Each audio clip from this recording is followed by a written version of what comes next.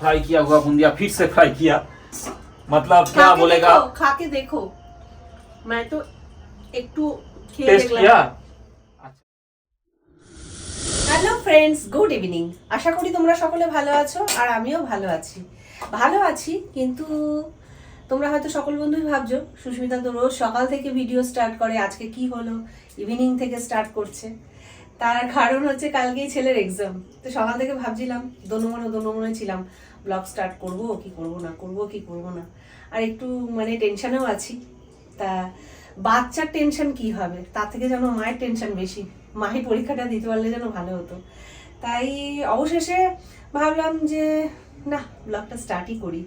আর রান্নাঘরে চলে এসেছি, ছেলে খিদে পাচ্ছে বলছিল, তাই একটু ছানা বানিয়ে নিলাম। যেহেতু খুব পড়াশুনো করতে হচ্ছে, মানসিক দিক থেকে একটা চাপও যাচ্ছে, তাই ভাবলাম যে একটু ছানা বানিয়ে দিই, ছানাটাই খাক, পেটটাও অনেকক্ষণ ভরা থাকবে আর একটু প্রোটিনও তার সাথে যাবে। তা যাই হোক বন্ধুরা, কি বলবো আর কি করব আমি কিছুই জানি না, শুধু তোমরা দেখতে থাকো। কারণ আজকে হাসির মধ্যে দিয়েও কোথাও যেন একটা ভয় কাজ করছে, তবে কি হবে কে জানি। সবাই তোমরা একটু প্রার্থনা করো কালকে যেন ছেলেটার পরীক্ষা খুব ভালো হয়। কালকে শুধু পরীক্ষা নয়, প্রত্যেক দিনের পরীক্ষাটা যেন খুব ভালো হয়। আর দেখতে দেখতে ছেলেটা কত বড় হয়ে গেল, ভাবতেও পারিনি এত বড় হয়ে যাবে। দেখতে দেখতে এইচএস দিচ্ছে, মনে হয় যেন সেই দিন পুচকাটা হলো, হাসপাতাল থেকে নিয়ে আসলাম, স্কুলে ভর্তি করলাম, মনে হয় যেন ওই দুদিন আগে।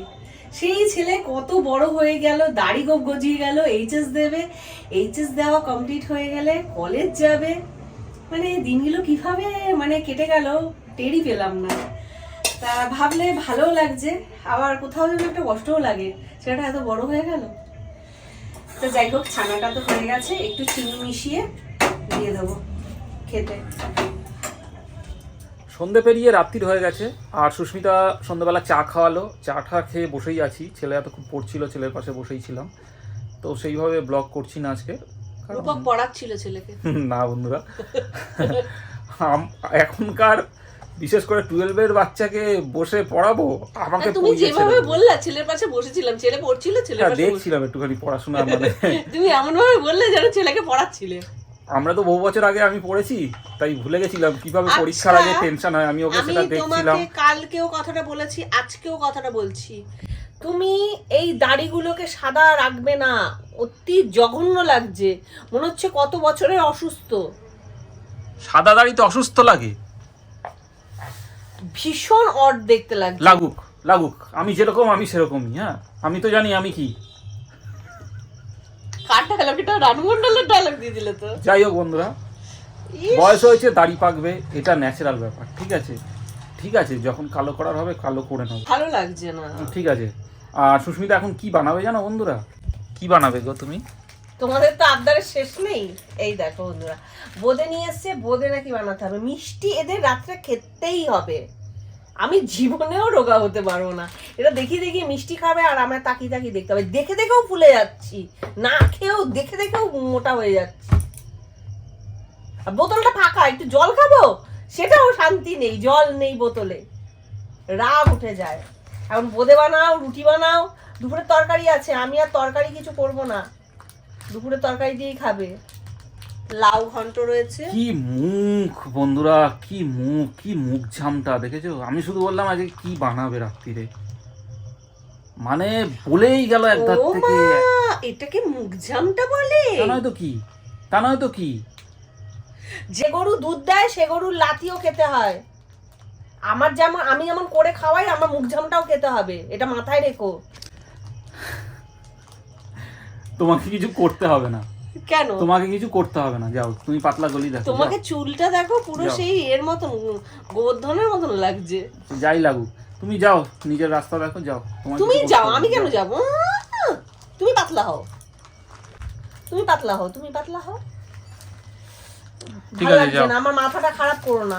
দুধ আছে, বোঁদেটা বানাও, রেডিমেড ভাজা বোঁদে, শুধু মিষ্টি দুধ দিয়ে চিনি দিয়ে একটা রস বানাবে, রসে ওটা দিয়ে দেবে বাস। দুধ দিয়ে বোঁদেটা বানিয়ে দিই। হ্যাঁ দুধ দিয়ে হ্যাঁ। বাটার আছে, আজকে একটু বাটার দেবো। প্রথমে ঘি দিয়ে হালকা করে একটু ফ্রাই করবো বোঁদেগুলো।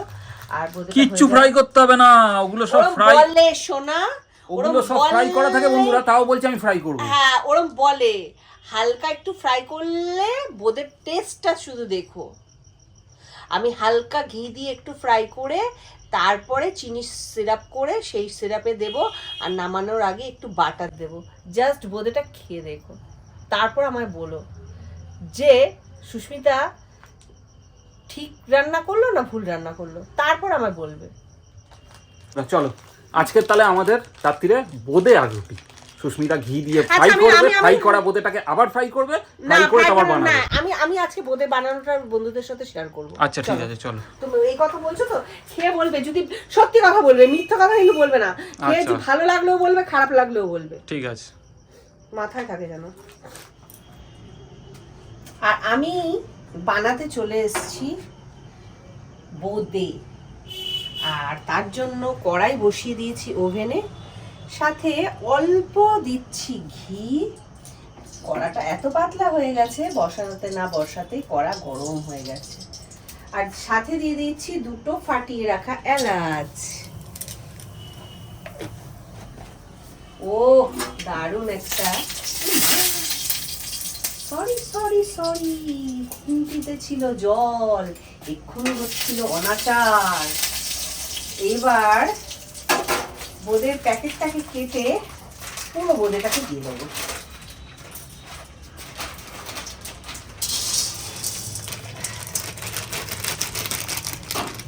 হালকা করে একটু নাড়াচাড়া করে ভেজে নেব। ঘিটা আর একটু দিতে হবে, ঘিটা একটু কম হয়ে গেছে। মাঝখানটা একটু ফাঁকা করে দিয়ে দিচ্ছি। ঘিয়ের গন্ধ যদিও ভালোই লাগে। দিয়ে দিলাম, দিয়ে আবার একটু নাড়িয়া চাড়িয়া লইব। আর এ হ্যাঁ রেডিমেড বুন্দিয়া ফ্রাই করা হয়ে গেছে। এবার নাবিয়ে ফেলবো, আর নাবিয়ে ফেলে আমি এই কড়াইতেই চিনি সিরাপটাকে বানিয়ে নেব। আর খুব বেশি ভাজার দরকার নেই। এবার কড়াটা আবার বসিয়ে দিলাম, বসিয়ে দিয়ে খুব সামান্য জল দিয়ে দেবো। ব্যাস, জলটা দিয়ে দিলাম। দিয়ে জলটা ফুটবে, একটু ফুটে আসলেই আমি চিনিটাকে দিয়ে দেবো। अब दे रहा हूं एक कप शक्कर।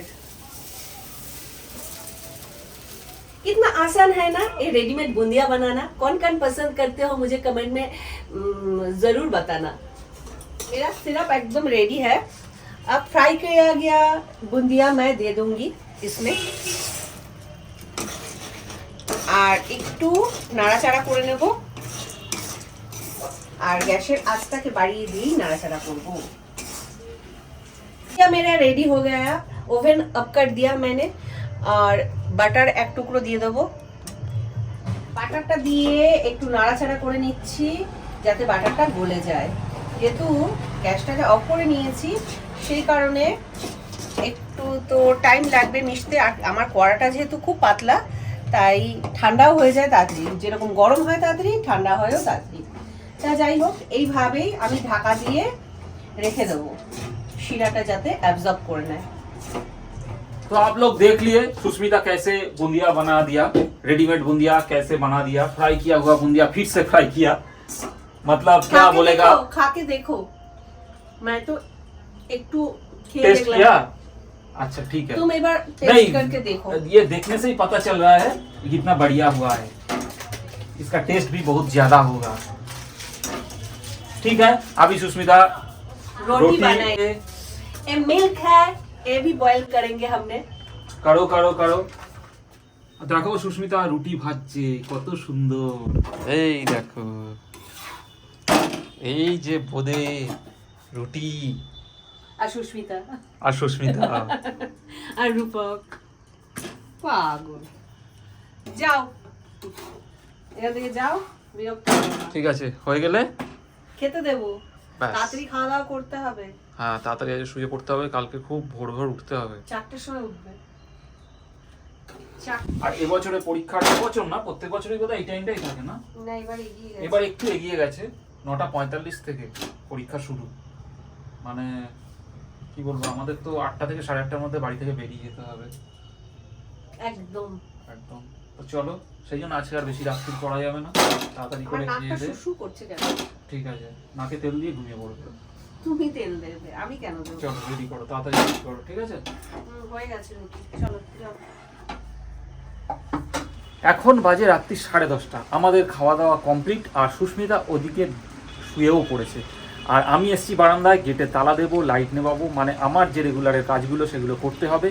আর কি বলবো বন্ধুরা, হঠাৎ করে মাথাটা এত গরম হয়ে গেল, মানে মানে মুষলধারায় বৃষ্টি শুরু হয়ে গেছে। যদিও বৃষ্টিটা জাস্ট একটু ধরেছে, কিন্তু কিছুক্ষণ আগে পর্যন্ত মারাত্মক বৃষ্টি হলো।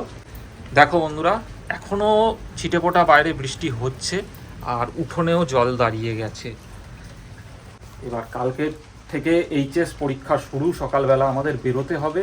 জানি না কালকে সকাল থেকে ওয়েদার কী থাকবে, মানে মাথাটা জাস্ট গরম হয়ে যাচ্ছে, কিছু বলার নেই। তো যাই হোক, কিছু করার নেই, প্রকৃতির নিয়ম, প্রকৃতির নিয়মকে তো আমরা লঙ্ঘন করতে পারবো না।